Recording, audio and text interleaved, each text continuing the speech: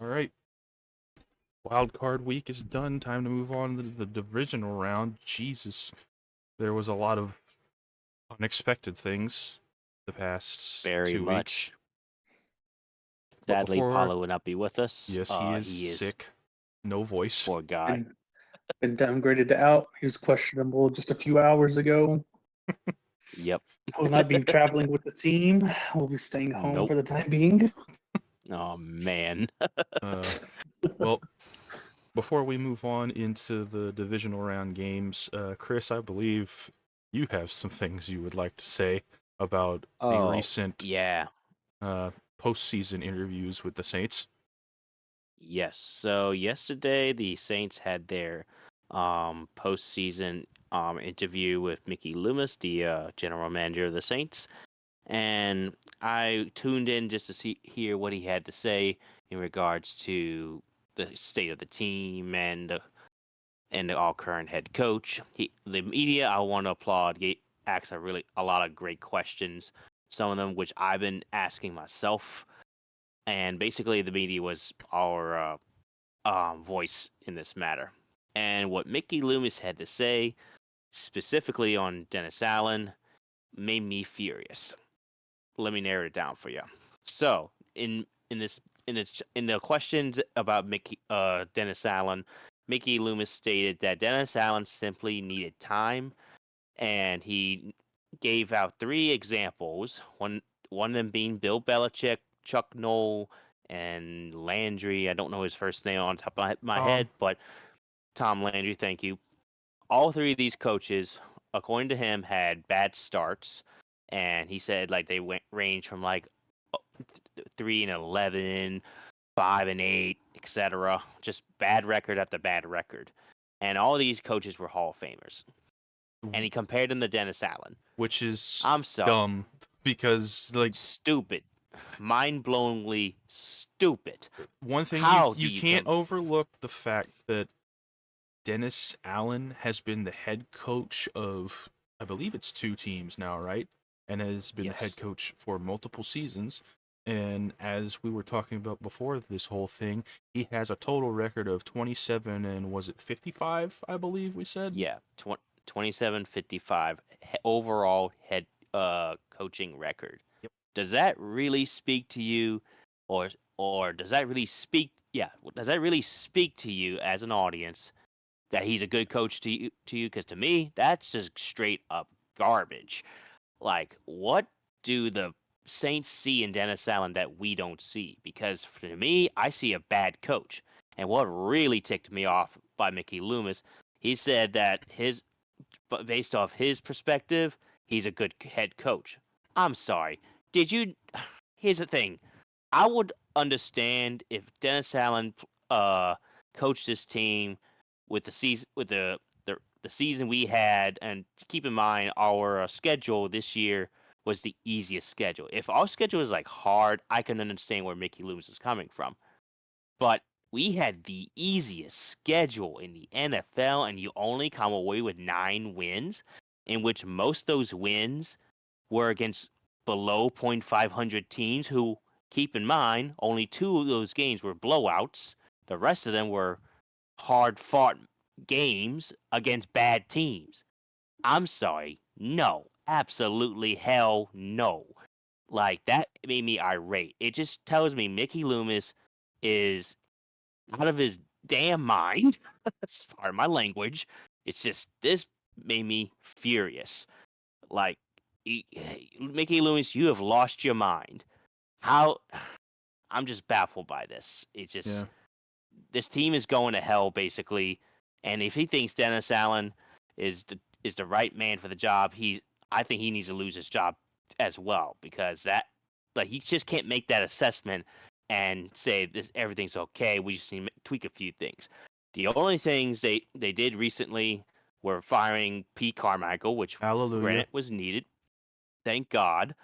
But at the same time, you got to throw Dennis Allen in the mix there too, because he's not good either. It's like, I feel like what the Saints are doing by firing Pete Carmichael is they're using him as a scapegoat, and To which because he is not without fault. He is part of the problem for why our offense was so bad.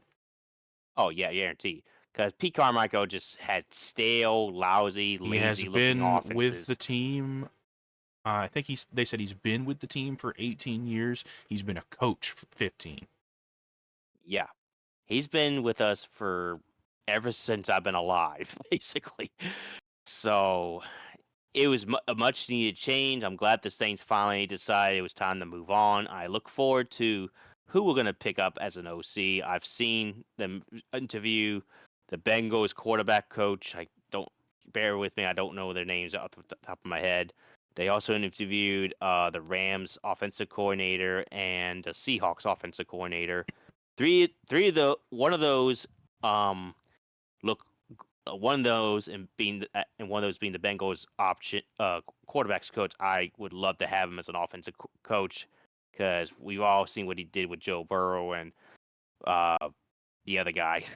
So I wouldn't Browning. mind him as Browning. Thank you. I wouldn't mind him being our offensive coordinator. So hopefully they get that guy. If not, we'll see what happens. Yeah. So, but For me, the stuff about Dennis Allen, what it kind of boils down to for me right now is the fans don't have him, like they don't have his back. And from what happened at the end of the season with Jameis Winston and the rest of the offense that was out on the field, they don't have his back either. nope. He Sure don't. has no one in his corner right now except the GM. Yeah. So, Saints fans, I hate to say it, prepare for a really long season next year because if Dennis Allen's still under command, yeah, he might call good defense. That's all he's got. And I feel like that's his only focus right now is calling defense and fixing the defense. But you gotta do more than that, man. You gotta do way more than that. Yep. So right now, I'm just not gonna take the Saints seriously until they make the right changes. And it would not surprise me if the Saints really start to play bad come next season. We're I will give it a chance. doomed. I will give it a chance. Hopefully, getting a new offensive coordinator helps, but that's still to be determined. Yeah, still who that for life, but this sucks. And in other news from the rest of the NFL, at the time of last week's recording, I don't think we knew about some of the head coaches that had been fired around the league. I believe we only knew of who was it that got fired like the day after. I can't remember. The day after the It was playoffs. literally Like it the was day after the literally season ended. at no. It was literally at midnight that Arthur Smith got fired Yep. from the Falcons. Yeah, I Oh, believe. yeah. I could be wrong, but I believe he was the only one. Now Bill Belichick has joined that group. And I guess the one we really mentioned last week was Nick Saban retiring, but that's college. Yeah, we already covered that. Yeah, Oh, there by is. the way, real What's his name from Tennessee? Also gone. I can't remember his name. Was it Verbal, Vrabel? Mike Vrabel. Yeah. Yep. Vrabel. Yeah. Plenty of openings around the league for head coaches. Oh yeah. And from what I heard in recent news, I'm not sure if you two knew about this, but it looks like the Falcons are looking into hiring Bill Belichick. God. If that happens, oh boy, it could be hell in the NFC South, folks. Because as a Saints fan, that would scare the hell out of me. Oh boy, because we all know Bill Belichick. Granted, he hasn't done very well since Brady retired, um, but maybe he just needs a fresh start. Who knows? But please don't go to Atlanta. Well, I think that takes care of that section of the podcast for today. Let's go ahead and get through these games. There's only 4, is playoffs, but last week was a lot of surprises, and I think the big one that people didn't expect to happen was the first game of the week with the Texans and Browns, where the Browns got absolutely curb stomped. I believe Yeah, 45-14. Yes, 45-14. I just want to say, what a game. you Going ain't from lying. a very poor 3-13 season before uh, to being 10-7 AFC South champs and just absolutely handling the Browns in our first playoff game since 2019, after previously losing to the Browns earlier in the season, 36-22. Man, I said it. I called it on the previous podcast, saying, "Hey, having a full roster. We had 10 starters out that first game. We had all of them back this previous game, and Houston did what they needed to do. Just Stroud showing up, throwing for 270 and 3 touchdowns. The defense just absolutely showing out in all aspects, from the front seven to that secondary, with back-to-back pick sixes and back-to-back drives, numerous sacks on Flacco, and just absolutely stopping that run game with Kareem Hunt and Jerome Ford. So Great, Amari great Cooper play was all around. held under 100 yards. So, I mean, I what believe more can you ask for? that was Stingley keeping him in check. Stingley, only let him go for 1 catch for -6 when they matched up. Wow. So, I mean, just an absolute stunner of a game. Definitely didn't have a voice that evening. I bet you But did. as it comes to the first game of this week, once again, I think they should have been given a little bit of spotlight treatment, but we take on the Ravens in Baltimore. Right, first game of the season, week 1 was against the Ravens. So I mean, obviously, coming into that rookie quarterback first actual pro game, not considering preseason, figuring out some pieces, offensive, defensively, we lose that, right? 36-9, I believe it was. I believe so. That's rough.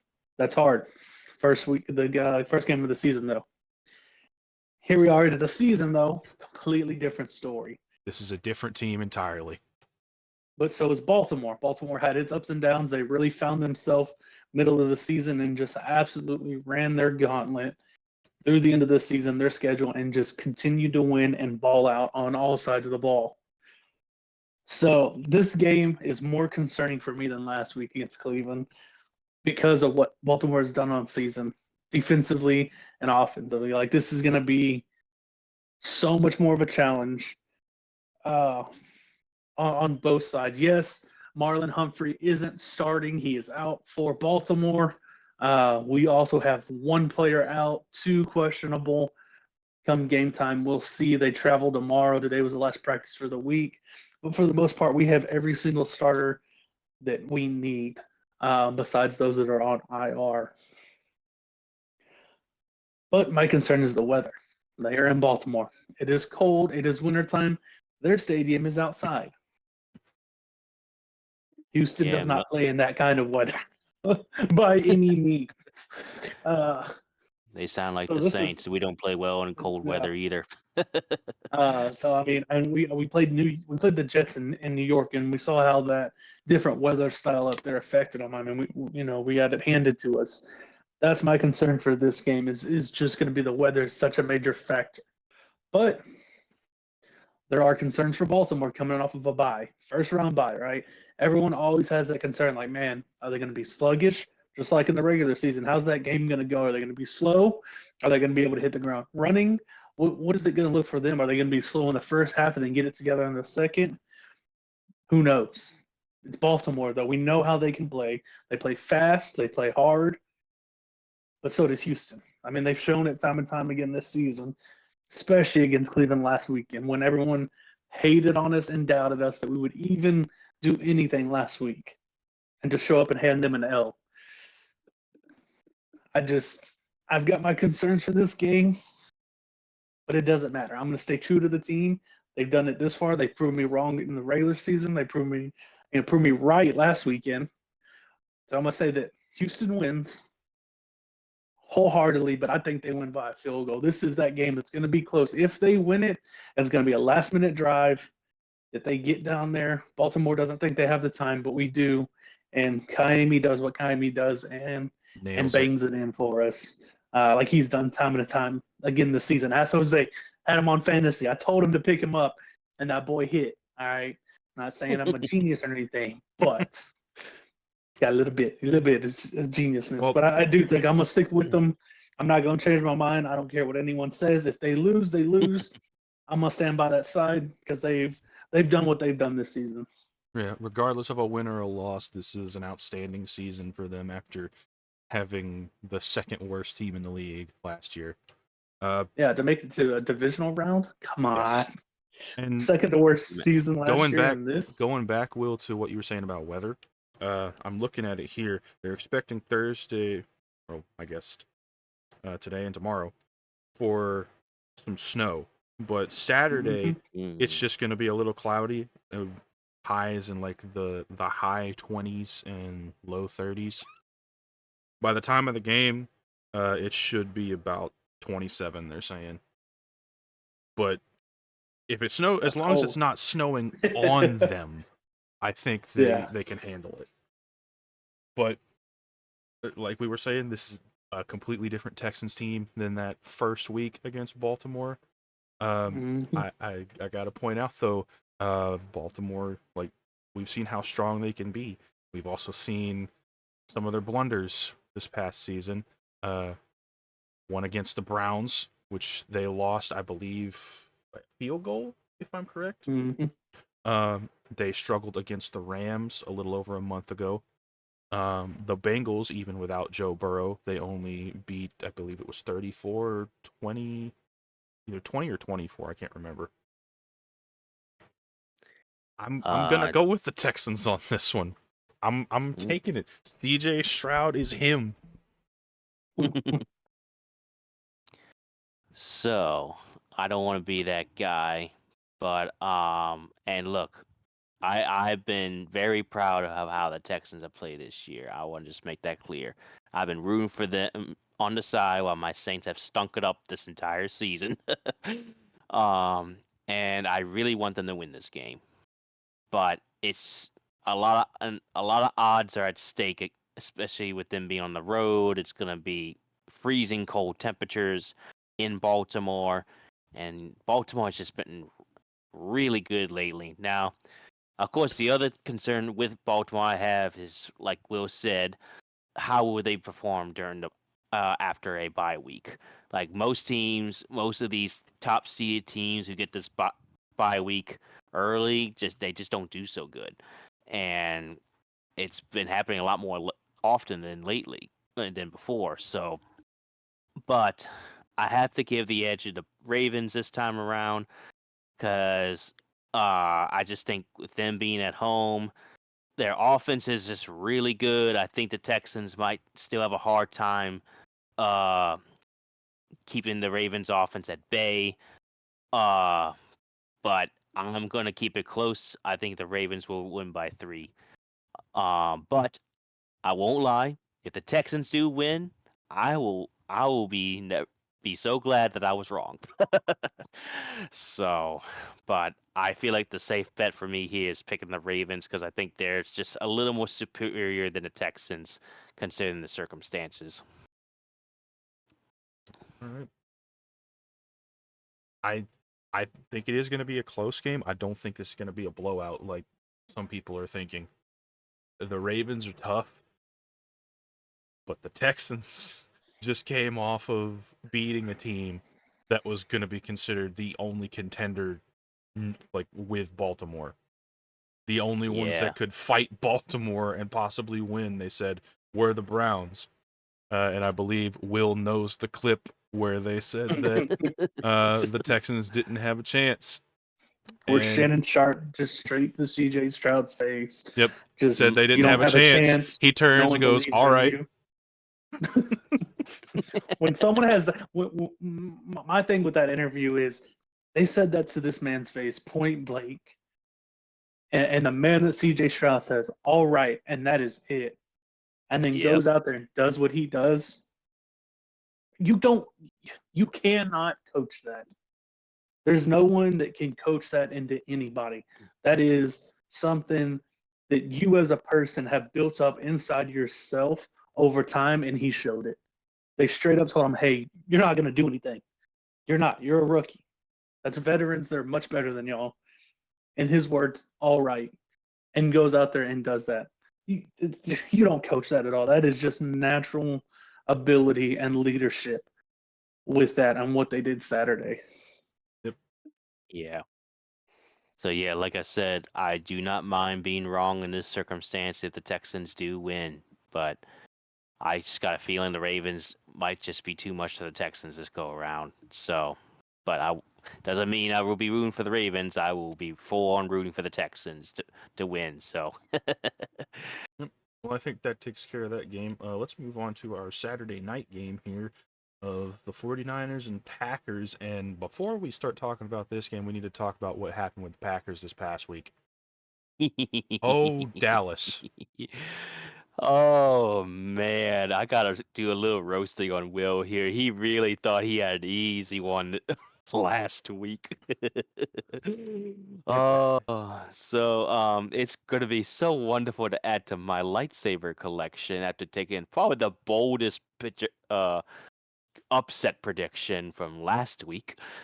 So, whew, it's gonna be beautiful, folks. Yeah, Beautiful. But anyway, we have seen the Cowboys lose in the playoffs plenty of times in our lifetime. I think this one might be the most embarrassing. This was the 7th seed Packers coming into the 2 seed Dallas at home and getting absolutely manhandled. yeah, then don't let the score deceive you, because as you see the score now, you'll be thinking, "Oh, that's such a pretty close game, folks." No, It was never close. that was all Not garbage time for the Cowboys. Oh, big time. Like all of us were watching that game in particular, uh, and it was never close. The Packers just ran them over, and honestly, I was shocked because I was full on expecting the Packers just lose because like I said last week, my confidence to pick them last week wasn't great, but man, they really just ran them over. It was mostly the Packers' run game that just completely uh, overwhelmed the Cowboys' defense. I was shocked, and then Jordan Love, he did pretty good out there. Like he had a really good day. He threw like 3 or 4 Three touchdowns that day, I think. 336 for 3 tutties, yeah. Yeah, like he On had a top of Aaron great Jones day. running it in 3 times himself, 2 or 3 times himself. Yeah. Yeah, like they just tore him up, and honestly, I was shocked. And I thought it'd be a close game because the Packers and Cowboys are usually pretty close, but no, it was never close to begin with. And that's Yeah. why I got I me mean, a let's free keep in lightsaber mind, out of it. to make matters worse for Dallas taking that L is Jordan Love's first full season as a starter, not really having a top tier one, right? I mean, he's got his number one is Christian Watson. And Christian Mhm. Watson, by all means, is a solid receiver, but he's not a top tier one like Tyreek, like Jay Jettas, like these actual Jamar Chase. He's not at that level. He's still solid, but Jordan Love is doing it with these receivers, Romeo Dobbs, wide receiver too. Like Who I will you mention, I believe, had a embarrassed career high this past week in 150 Dallas. yards. Yeah. 150 yards in a playoff game against Dallas, against the 2 seed, like Chris Against said. a defense that was supposed to be one of the best in the league that just fell to The pieces. second or third, yeah, top 3 defense out of them, and they just absolutely folded. Well, And and Now, just is that let's chalked up also to coaching or players? I mean, well, part of it we have to look at some stats from the quarterback Dak Prescott here, who I believe 1 pick 6 and almost a second one the next drive. yeah, I almost put it believe to they Flacco. He they said, "I saw ran what Flacco did Saturday. Let me try that." I believe they ran that second interception back to the 1 or the 2 yard line, something like that. Yeah. yeah, And part of it is, and I noticed this watching the game, the defense was essentially doubling on CeeDee Lamb. CeeDee Lamb is the number 1. And Dak kept trying to force it in there. And when he did, they were waiting. yeah. Dak probably had his worst playoff game I've ever witnessed from in his career. Like, talk about the ultimate choke job after you had probably one of your best seasons yet. It's like you just choke it all away in this one critical game that you had to win to advance to the next round of the playoffs, you just blew it. Like, his stats are misleading. I mean, if you see his stats, now I don't have them in front of me at the moment because I 31 saw of his stats. 60 and 403 yards and 3 touchdowns. Those were his Yeah, stats, final stats of the game. A lot of those came in garbage time though, because they did In not garbage have a time, you're right. lot.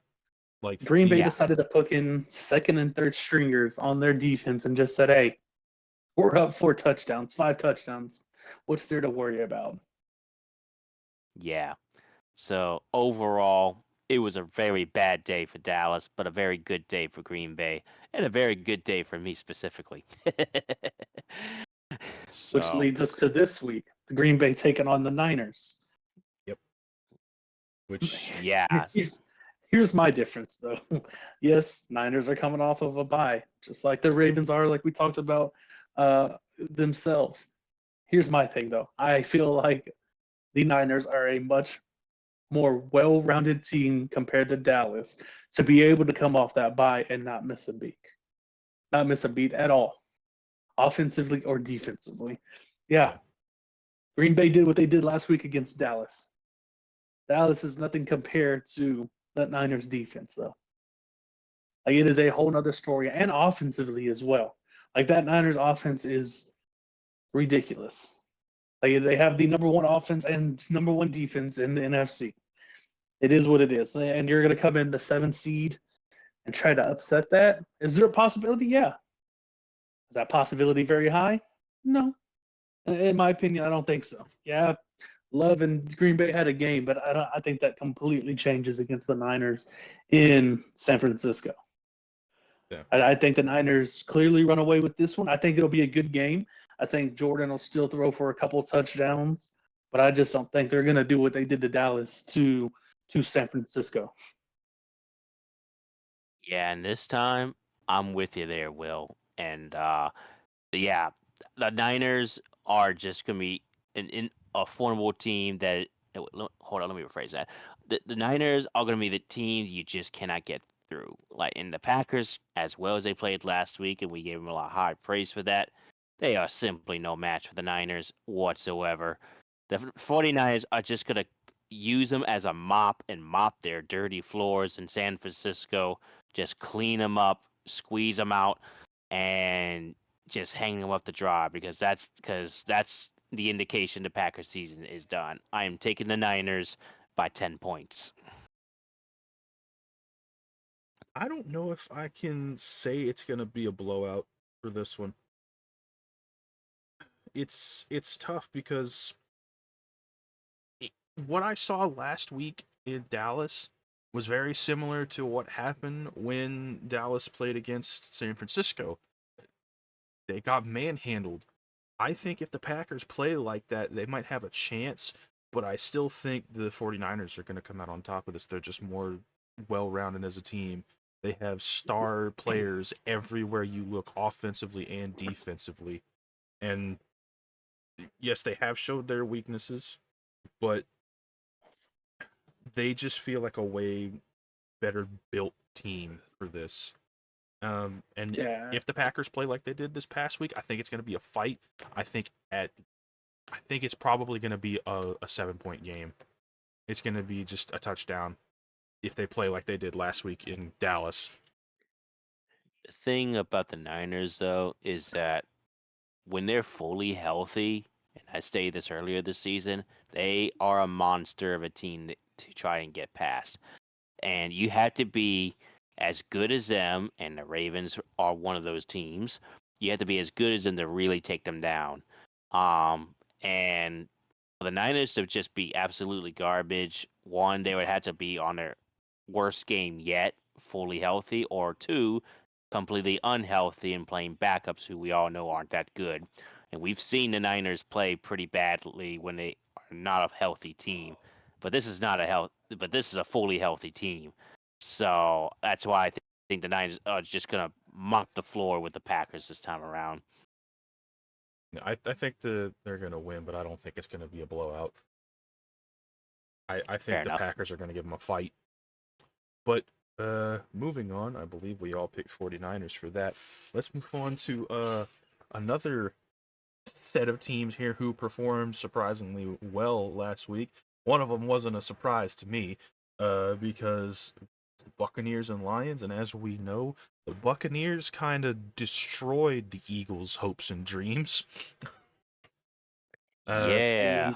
No Give it up for my one. boy Baker. I'm the only one in this Finally group. getting the respect he deserves. I am the only one in this group that said he was gonna have a good day in that game and they were gonna win. Hold up. So you said, yes, it's true. That's what you said. I also said that I would hope that they would win, but yes, I stuck with the Eagles because I figured the Eagles would come out having multiple mishaps to end their season atrociously. I have not given up on Baker all season long. Let the record show, pull the receipts. I have stuck by Baker's side. Unfortunately, I didn't pick him this time. I picked the Eagles, but I am glad he won. He is getting the recognition he deserves. He has been put in a system with his teammates that rally around him, with the coaches that believe in him after being thrown to the trash by the Browns to start off, and then Carolina, which my whole ordeal is I hate that he went to Carolina because Carolina has its own issues within their front office and their coaching staff that made him look terrible. I mean, it I happened this think season with Bryce Young. It based on happened what with we've Andy seen, Dalton. It happened with PJ that is Walker. it is a Panthers organization issue. It That's what I'm was saying. not Like a they've done Baker it to issue. all these quarterbacks. Since Cam Newton, all these quarterbacks have just been mistreated, misused, have been given no help, and the quarterbacks are taking the blames for a very piss poor front office and coaching staff. And he's finally in the spotlight doing these things with a team and organization that appreciates him, that will do whatever they need to help him, and it's showing. I'm glad he balled out against the Eagles. It sucks I lost my bet with Jose. I'm a man of my word, though. I will take defeat, but I am glad he balled out and showed him what he can truly do, why he was the number one pick all those years ago. What he did in Oklahoma is transferring and showing in the league right now. Congratulations. You made it to divisionals. Yep. I y'all know I don't like the Buccaneers, but Baker has earned my respect as much as I have, and as much as Paulo has made fun of him with the nickname Baker Midfield. I will no longer be calling him that. He has earned my respect. And even though Paulo's not here, a few nights ago, as we were on party chat, he agreed as well and accepted that he would no longer say that as well, and has given Baker his recognition. Yep. And on the other side here, we had the Lions and Rams, which was a very close game actually. 1 point Yes, difference. that was a game to watch. Stafford's return to Detroit after years of being away. It was a great game to watch. Just both offenses were kind of firing on all cylinders. Defenses were playing well. The Lions just toward the end, their defense just kind of locked the Rams down at the end, and that's what they need to do. This is gonna be a good game, I think. The Buccaneers, like, I feel like here both of these teams have had their ups and downs all season, but I think the Lions got the edge on this. They have played some, I believe, tougher teams than the Buccaneers have. Uh, and as we said, the Buccaneers they've had some good wins, but they've also had some bad ones. That one against Carolina a couple weeks ago. As we know, only 9 points scored against a defense that's not amazing, but they aren't terrible either. And I think the Lions' defense is definitely better than Carolina's. So I'm taking the Lions in this. Yeah, I'm also going to take the Lions as well. Yes, I will give my props to Baker Mayfield in this after having a really good game, probably the best game I've ever seen him play, and honestly was kind of a surprise for me because I thought at least the Eagles would keep it close. No, it was never close to begin with. The Buccaneers just they fired their cannons and blew up the Eagles left and right. No pun intended. But but in this case, I don't see the Buccaneers carrying out their success much longer. The Buccaneers, I feel like, are just undermatched compared to the Lions. Maybe not on the offensive side of the ball because they have some great playmakers in like with Baker Mayfield, and then what's the Mike receiver's name Mike again? Evans, Mike. Chris Mike Godwin. Evans, how dare You you? have Yeah, Rashad White at running back. Kate Otten at tight end. Yep. yeah, those guys. um, but uh, but in all honesty, I think with the Lions being at home and just seeing how electric their home game was last week, I think the Lions would take this one, and it's going to be a fist fight just like last week. I'm taking the Lions by at least 3. The reign of the Buccaneers ends this weekend. Yeah, I don't know about calling it a reign of the Buccaneers though. Well, I call it the reign because they have won the division 3 years in a row now. So yeah, Well, technically by that, then it still hasn't ended because they're still division leaders. that's Their fair. It won't season end ends. till Their next season year. ends. Uh, No, uh, they will be division winners next year. Uh, man, I'm torn. I'm torn. Because that the Lions putting on the game that they put on last week in their home stadium, Cinderella story for both Stafford and Goff playing their respective teams where they started their career and took them to certain spots and had certain accolades. Like Jose said, that defense really stood up at the end. I mean, LA had a chance to win it, there at the end, and that defense just really stood stout when they needed to. But that game was amazing. So I think that does translate to this week with the Bucks. But I think the Bucks game against the Eagles also translates the way that offense was firing, the way that defense. I mean, the defense held the Eagles to 9 points. 9.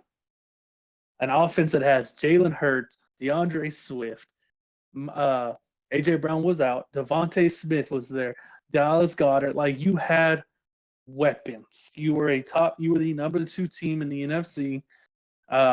Most majority of that season, and you had 9 points against a Bucks team that was what 9-7 on the season, 9-8. 9-8. They were So I nine think and eight. that translates as well. I think it's going to be a lot like 2 games. It's going to be a lot like that the LA game that the Lions just had, and then the Bucks game versus Houston. I think it's about to be another shootout. Like it is going to be back and forth. In my opinion, it is going to be touchdown for touchdown, field goal for field goal. I think both teams are going to throw everything they have. The Lions did it last week, but I really think Dan Campbell is going to throw everything he has to ensure that he gets to that NFC conference game, like the NFC championship game. This is Campbell's about to throw everything he has, but so is Todd Bowles. They've gotten this far. They have done what they've done all season. You just beat a Philly team who was in the Super Bowl last year, right? I think they give them everything they've got. But I agree. I think the Lions squeak out a win. As much as I hate to say it, being at home is a whole nother atmosphere for the Lions. That crowd is ridiculous. We saw it last week. We saw what they can do with having a home field advantage, and I think it continues for Goff. I think the season they're having. I hate to see it end for Baker.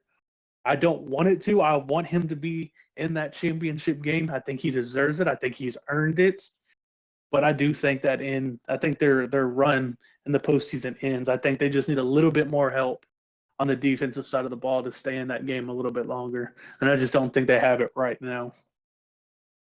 Yeah, and I definitely do not think this game is going to go the way their first meeting earlier this season did. The Mm-hmm. Lions won that 20-6. The Buccaneers have significantly improved since then. I think they had somewhat of a slow start, but uh, like like we saw again earlier this season, they played the Eagles and lost 25-11, and we saw what happened last week. I think they're going to put up a fight. I don't think it's going to be a blowout. Like Will said, it's probably going to be a shootout more than anything. But As I said, I think the defense for the Lions is going to be what seals it for them. Yeah, and we've discussed this before in regards to the Bucks defense. Early in this season, the defense of the Bucks has been their Achilles to heel pretty much for the majority of the season. And the way their offense has played, we knew their offense has been good, and they can be really good where they really want to. And lastly, they really showed it. But it's just been the Bucks defense that has just been the biggest question mark on that side of the ball for the Buccaneers. So that's why I favor the Lions more, because they have a way better defense than the Buccaneers, and the offense is a little more potent than the Buccaneers as well. And that's why I'm taking the Lions by at least 3 Yeah. in this matchup, keeping it close. Because the first time, like y'all said, Lions won 20-7, wasn't close, but this time it will be. Yeah. And honestly, as a Saints fan, I really hope the Buccaneers get crushed, but we all know that's not going to happen. Now, see, that's the difference between you and me. You just want to see them get destroyed. I don't care if they Yeah. succeed. Like, I'm fine with it. I actually kind of want to see Baker do well now. Mm-hmm. They're rivals. I could care less about them. So I'm a Yeah. hardcore Yeah. Saints fan to the day I die. I bleed back and gold, baby. Me and Will are the two normal ones here. Yeah, Mm. such haters. I've said it before, I'll say it again. I'm a football fan first and a Saints fan second. I will always be a Saints fan first, football fan second. But Complete opposite. let's move on to our final game here, and this one is not at the normal time slot. It is at 5:30, and that's in Central Time. Chiefs and Bills, and I believe this is in Buffalo. The first Mm-hmm. time Patrick Mahomes has had to go on the road in the playoffs, which might come as a shock to him, I think. Yeah, Yeah. I think weather-wise, similar weather. I mean, Buffalo will be a little bit colder compared to Kansas City, but I mean, they're both used to playing in cold, used to playing in snow. So, I mean, we saw that last week when they played Miami and absolutely manhandled the Dolphins, Again. which is insane. Yeah, I mean, who would have thought? Yeah, Yeah. and we all know how that game earlier this year went. Uh, Yeah. when it was in Arrowhead, Bills won 20-17 off of what Chiefs fans consider a controversial call, but I don't think anybody else does. Of Kadarius Toney standing basically on the defensive line. I think this is going to be a close one. The home field advantage is definitely going to help the Bills here, and Mhm. we've all seen the Chiefs and their blunders this year. I think in Buffalo, that crowd is going to help like disrupt the Chiefs, and I think the Bills are going to win this one. You know what's really hilarious though is that the Chiefs and Bills have squared up against each other for the last 3 or 4 playoff seasons in a row, and each game Mhm. has been an absolute classic. This one, what really is the difference maker here is that all the last 3 times the Bills and Chiefs have played against one another in the playoffs have all been at the Chiefs' house. This time it's at the Bills' house. So, like y'all said, that crowd's going to get into it quickly We all and know how early. crazy Bills fans are. Oh yeah, I fear for the life of every table that might get broken in before this game. Woo!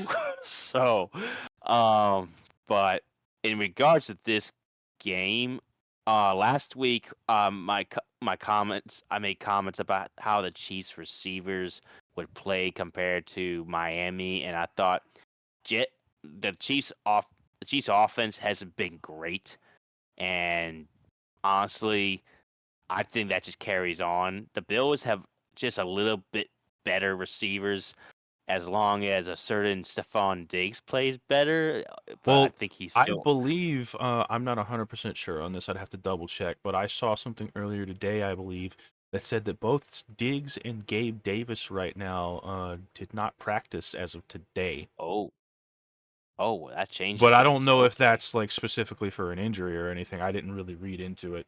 But Hmm. uh, if that's the case, Well, it could be some trouble for him. But the Bills, as we've seen all season, uh, Diggs hasn't been involved for about half the season, as y'all know my complaints. But oh they yeah, have other receivers that can pick up that slack. yeah, for sure. Not to mention their run game. Yeah, so I mean, Yeah, but Diggs's diagnosis is just his foot, but they're just letting him rest. Same thing for Miller. They're just letting him rest for practice. Gabe Davis is still a knee injury. He hasn't practiced all week. So that's probably going to be looking like another week he'll be out. Yeah. But they're just letting Diggs rest. That's all they're doing there. Houston did it as well with a few of their players. They let them have some rest time. No reason to make them fully practice, all week long. So they've kind of done the same. And a lot of teams will do that. They'll practice Wednesday, Thursday, and then give them a rest day on Friday, kind of half speed practice, get iced up and stuff like that, get the treatment they need for the week. So nothing too concerning with Diggs. Gabe Davis is going to be that is probably going to be the one out for a second week in a row. Yeah. yeah. So I feel like I'm gonna go ahead and take the Bills in this matchup. Mainly because I just think the Bills are just a little bit better than the Chiefs so far. Like they've had a great end of the season. They completely smashed the Steelers this past weekend, and they just have a better offense than the Chiefs right now. And I don't have a lot of faith in the Chiefs' offense to carry over any kind of success that they've had lately, and because Patrick Mahomes can't do everything, and he can't just throw the ball to Travis Kelsey. He can try to throw the ball to Tony, but he has bricks for hands, so that's not going to really help his case. Yeah, So and Rasheed Rice, he can catch some every now and then, but they're starting to catch on that he's basically the number one target. yeah, and the Bills' defense, they are good. I'm just saying that. Like they had their issues now and then, but they are really good, especially when they're at home. So I'm taking the Bills by 7. Yeah, and I think this may boil down to something that Paulo and I believe we mentioned it last week. Uh, every year in the previous years that I've paid attention to the Bills, it always seems that they start strong, and as the season goes on, they kind of fizzle out toward the end, ending in the playoffs where they can't complete the game, especially in overtime, as we've seen multiple times. Hmm. Um, Yeah. but this year seems to be the opposite. They they were good for a little while. They struggled about mid-season, and now they look really strong. And I think that might be what they need to get to the Super Bowl. Yeah, assuming if they can get past Baltimore, if Baltimore wins, of course. But we'll cross that path later next week.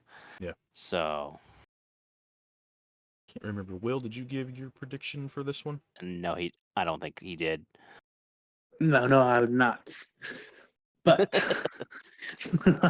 no, I think this is gonna be one of those games like Chris brought up. I mean, the years past the playoff games. I mean, we had a complete rule change due to a Bills and Chiefs overtime playoff game 3 years ago. And every postseason they've just clashed, and regular season they've clashed, and we've seen what they can do against each other. It's like they bring out the best in each other. They give it their all because they know they have that rivalry in the AFC, and it's there year in and year out. And the Bills, like Chris said, has been just so dominant later in the season this year. They've just been dominating, firing on all cylinders. Uh, as much as Jose hated it with Stephon not getting the ball, but Allen throwing it around. What's really emerged, I think, the biggest thing for the Bills is their dual tight ends that they run with Dawson Knox and Dalton Kincaid. And we saw it last week. Knox first touchdown catch of the game. Next drive, or a couple drives later, boom, Dalton Kincaid. I mean, that's double tight ends. Yeah, you have Stephon Diggs, you got Gabe Davis, but Josh Allen uses his tight ends and gets them involved. They're such big bodies. That's why he goes to them, and they dominate. They dominated last week against the Steelers. The Steelers had no answers for either one of the tight ends. And correct me if but I'm wrong. Correct me if I'm wrong, but isn't Kincaid a rookie? Yeah, Kincaid's a rookie. Yeah, and which he's is just out there balling out. really good for a rookie. Yeah, he's having a very good season. I mean, it's not as good a season as Sam Laporta over there in Detroit, but it's still a pretty solid rookie season for a tight end that has a solid tight end in Dawson Knox already. So for him to get the work he's getting and taking advantage of it like he has been, I mean, that's solid. I do think the Bills' defense is a tad bit better, has a little bit better of an edge over Kansas City. And like y'all said, I mean, it's in Buffalo. That's so big for both of those teams. Like, we know how loud Arrowhead gets. I think they do have like the highest recorded decibel out of all the NFL stadiums. I could be wrong on that, but I mean, Buffalo can do the exact same thing. I mean, it showed against Pittsburgh. Buffalo is a different kind of crazy. Yeah. So I think I do think the Bills are gonna get that win that they deserve, that Josh Allen has been chasing for years. I think they are gonna knock off KC. It's unfortunate. I mean, KC just doesn't have solid weapons. I mean, you said you can't keep throwing to Kelsey. I mean, he's already hurting. He can't catch week in everything. And week out. Yeah. I mean, they're going to double team him. They know that's Mahomes' number one. Even though he's not a receiver, that's his number one target. And now with Rashee Rice getting catches too, they're going to start looking at him as well. And you can't trust Tony. I mean, we've seen it all season long where big moments, big plays that can win them these games, which they have the record they have, is because of Tony. Just drop after drop after drop. And it doesn't get better. It's not like he corrected anything, because weeks later, another drop. Big game. Weeks later, another big game, another big drop. It's going to be hard for Mahomes and them to go in there. And this isn't a Miami team that just completely fell apart. I think Buffalo's going to stand strong.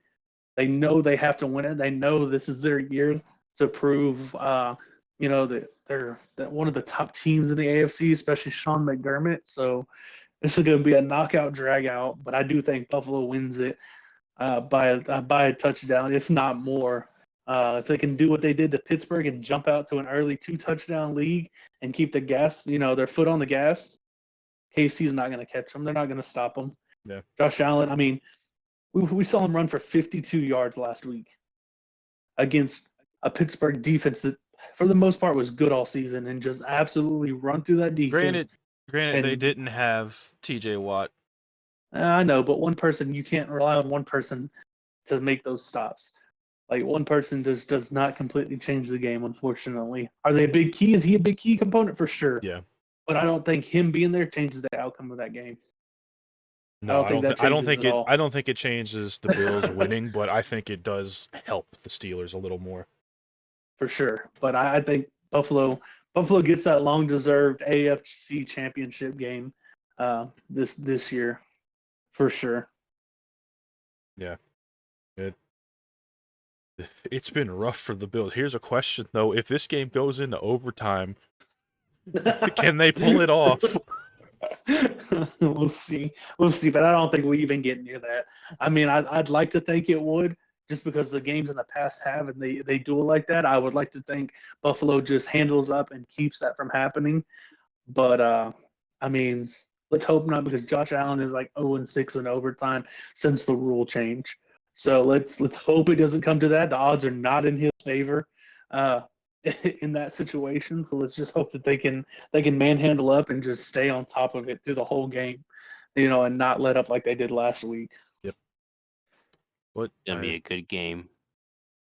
I think it is. I think out of all these, the two best ones are probably going to be the two Sunday games. Granted, I think the Texans and Ravens is going to be a good game as well, but I think that the two Sunday ones are going to be the best ones. Yeah, because I think everyone figures that, hey, the Niners are going to win Saturday night. Everyone's kind of expecting that, so they already expect that the other NFC team is going to come down to the Lions and the Bucks. And then everyone's expecting Baltimore to win, so if they win, I don't think it'll be a big surprise to everyone. But I think that game's still gonna, for me, that's the number one game of the weekend. Second game will be the Lions Bucks, just because of the standings and how everything's going. But man, what a playoff! What a playoff year for sure. These games definitely been a lot more intriguing than the last couple of years. Yeah. Kind of expected the same teams to be there and do the same thing over and over. It's nice to see some different faces in the playoffs for Mhm. once. Yeah, definitely a lot more exciting. And here's a question for you, Will. If the Texans do pull it off and they beat the Ravens, do you think Yeah. they have a chance to get to the Super Bowl? If they beat the Ravens, they're going to the Super Bowl. Like, let's be honest. Oh, Like, who can say wow. they're not? Let's be honest, because the Ravens are better than the Chiefs. They're better than the Bills. Are they not? Can we disagree with that or agree with that? I don't know if I can disagree with that based on what we've seen this season. That's what I'm saying. So if they can beat the Ravens, they can beat the Bills. I definitely believe they can beat the Chiefs. Run it back. Run it back. Give me that game between the Chiefs and the Texans and the AFC Championship game, and I guarantee you they run it. If KC happens to beat Buffalo and we happen to beat Baltimore, right? Air quotes. Run it in the AFC Championship. Revenge from 4 years ago, 5 years ago, and I guarantee you they run that and they move on. Like, you can't tell me otherwise. You go in there and you beat the number one seed after having a 3-13 season last year and doing what you did this year. You tell me they don't make it to the Super Bowl? Nah. You're out of your mind. I And put Will, money on it. If the Texans do beat the Ravens, you know what I'm gonna do, and I'm not making bets here. Just clarify. If the Texans do beat the Ravens, I will gladly pay a drink for Will just out of pure gratitude. and I've He got gets a free drink off something from here, me. Will. Oh no. If the What do you want? Texans win this game and they go on to the next one, if the Texans make it to the Super Bowl, I'm driving to Houston. We're watching that. My boy. Can I join I y'all? won't be in Houston. I will not be in Houston if Brother. the Texans are in the Super Bowl. I can guarantee you that. What, you gonna be You- at the Super Bowl? You damn You right. do know it's in Las Vegas, right? I don't care. Oh I God. will do everything in my power to go to that game. And that is a guarantee. Yeah, you're gonna need all the luck in the world for that. If that were Hey. to happen. We'll see. And if not, I'm coming to Houston. If you don't go to the Super Bowl, I'm coming there. We're watching that. Yeah, we're getting ahead of ourselves. I'm just saying. For future reference. Let's get through this. Yeah. Let's get through this year, this weekend. Let's chill. Let's chill out for a minute. But that is everything for this week. Oh boy, next week's gonna be interesting. Mm-hmm. You ain't lying. Well, Paulo is not here to take us out with a song or anything. So for now, we'll just say good night and see y'all next week.